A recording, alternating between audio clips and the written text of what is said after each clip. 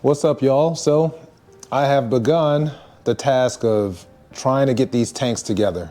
And I'm trying to make this as equal as possible as it pertains to weighing them. And as you can see, I took all of the brackets off of the tanks. There's no fuel pumps in the tanks. Some of them had a little bit of residual fuel left over, so I got a rag, but I'll remove that when I weigh them. So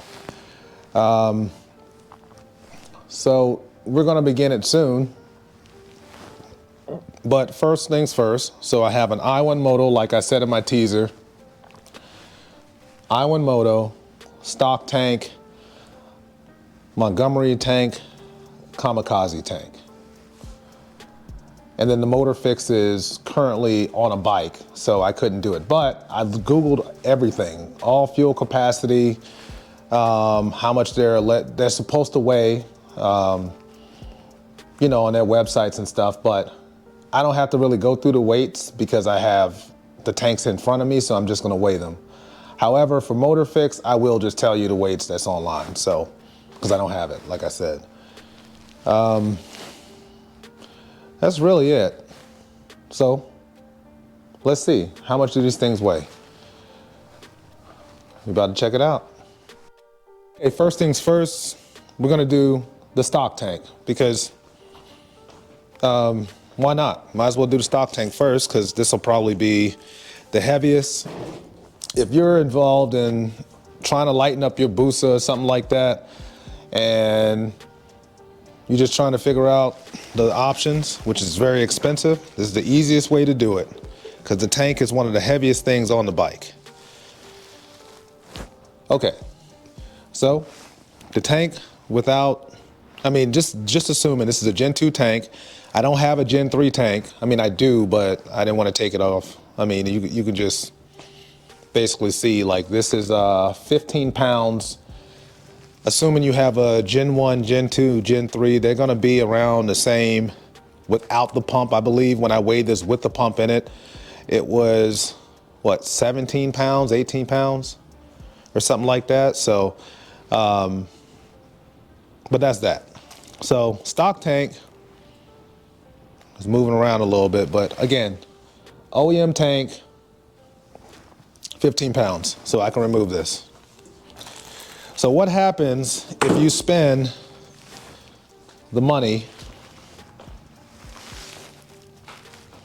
for some of these aftermarket options? Now the stock tank online said 5.3 gallons. So I'm gonna do the Ionemoto Catalyst next.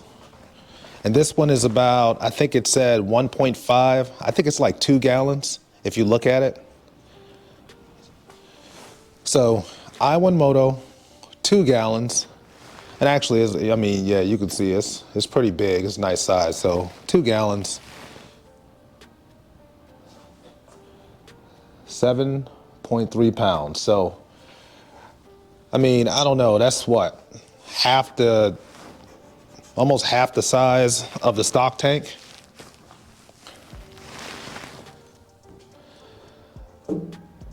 Okay. Next, we're gonna go to the Montgomery Motorsport. See how much this one weighs.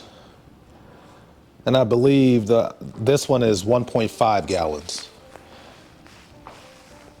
Okay, that's 5.2 pounds. So far, this is the lightest, but obviously it has the least amount of fuel capacity. So if you're out here trying to ride your bike for a race setup where, you're racing at the drag strip or land speed, road racing, that sort of thing, this is probably a very good option. Very pricey, but it's a good option. Well, all of these things are pricey, technically. And then last but not least, we're gonna do the kamikaze. This is actually this is a Gen 3 tank. And this one has, well, hold on.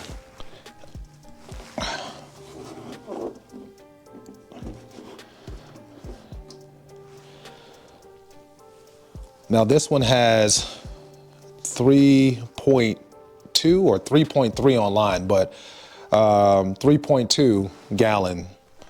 That's the fuel capacity, and it is 7.8. So I don't know, because if this was 1.5-ish, like the Montgomery, it'd probably be 5 pounds. I mean, it's definitely light. Like all of the weight is in the fuel cell. Let me see if I move this a little bit. Let me see. Yeah, it doesn't really change. So far, I mean, I didn't put fuel in it, but so far, I guess I can do somewhat of a review on it. Maybe I'll make a separate video, but so far it looks like the tank is very well made. And it doesn't look like it's going to cause any issues. It looks like that's not carbon though, so I guess my question would be, though, probably have to make a liquid gasket, because it doesn't have the ability to put the gasket here like on OEM.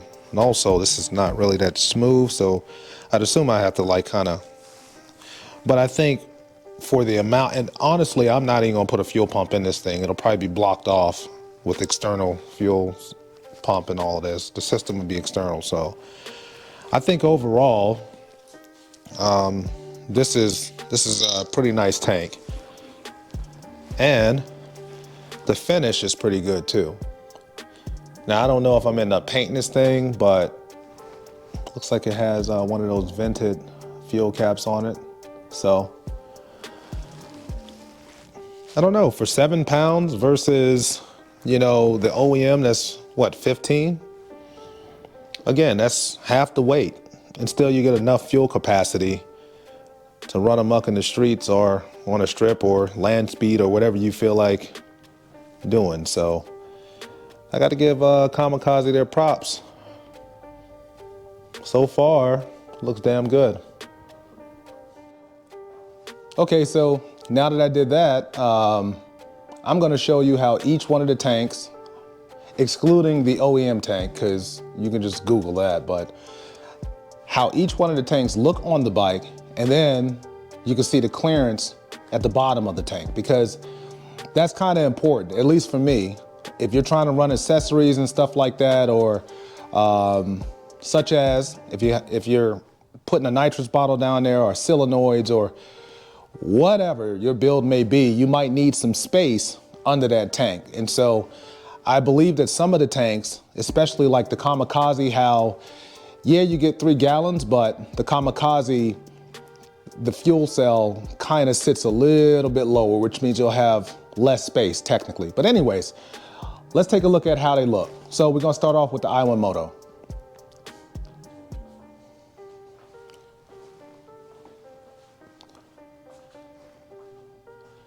I probably should turn on another light. There we go. Now, the tank brackets are not on the bike. I'm just kind of showing how it looks on the bike, what the profile may look like.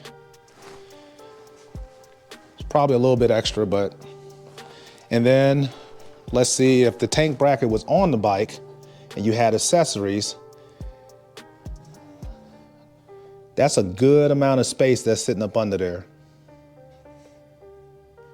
And I'm not certain if you guys can see it, but that's a lot of space. So, all right, let's move on to the Montgomery. Okay, just like the Ionemoto, this is kind of how the Montgomery, now, again, they're kind of sitting up because I have this strap, but you get the picture.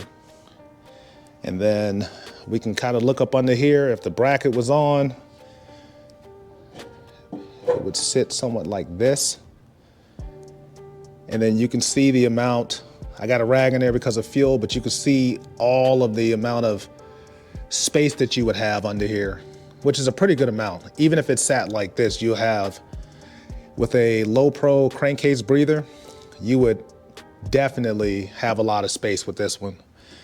So let me go around to the other side so you can kind of see.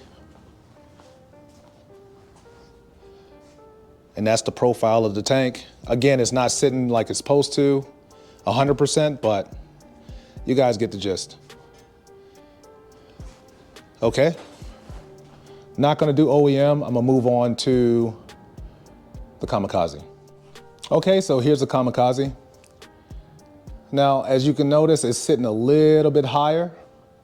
And again, that's because, for lack of better terms, the tongue sits a little bit further forward, but as you can tell, without even pushing it up, you can see that there's a lot less space under the tank because of the fuel cell size.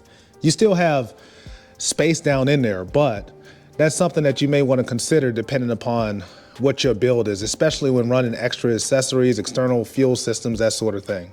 So I will do a walk around so you can kind of see. That's the profile.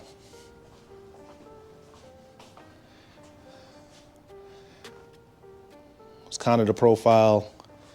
And even on this side, you can kind of see the fuel cell right here. So yeah, you get that extra capacity, but you kind of give up a little bit of room. So at any rate, and again, I'm not going to put the OEM on because why? So I hope y'all enjoyed this video. The next one will probably be the swing arm, which will be extremely short because I weighed the stock versus the Evil swing arm. And you'll be surprised at how much weight you save, even going longer to put more power to the ground. So like, share, subscribe, and stay tuned. A lot more content because as always, I'm always building something. There's a lot going on in my garage.